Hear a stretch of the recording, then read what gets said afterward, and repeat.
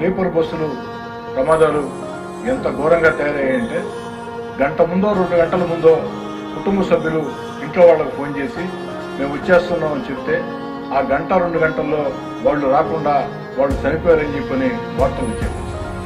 అధ్యక్ష, ఇందుకు ప్రధాన కారణం ఈ స్లీపర్ బస్సుల్లో ఏమాత్రం ప్రమాణాలు పాటించడంలా.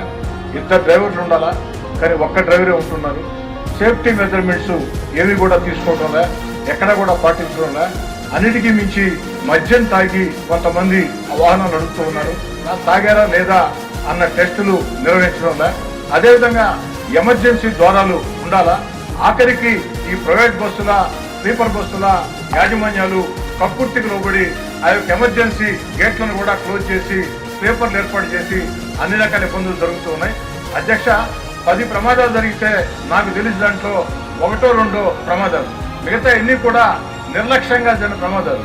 ఆ నిర్లక్ష్యంగా జరిగినప్పుడు ఆ నిర్లక్ష్యంగా ప్రాణాలు కోల్పోతే వారి మీద ప్రమాదాల కేసు పెట్టకుండా, అంటే యాక్సిడెంట్ కేసు పెట్టకుండా హత్యా కేసు పెట్టాలని, పీడీ యాక్ట్ పెట్టాలని చెప్పి నేను కోరుతూ ఉన్నా.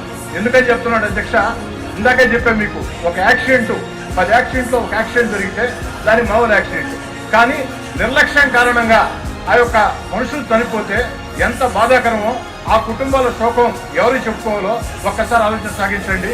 కాబట్టి వాళ్ళ మీద కఠిన చర్యలు తీసుకోవాలా.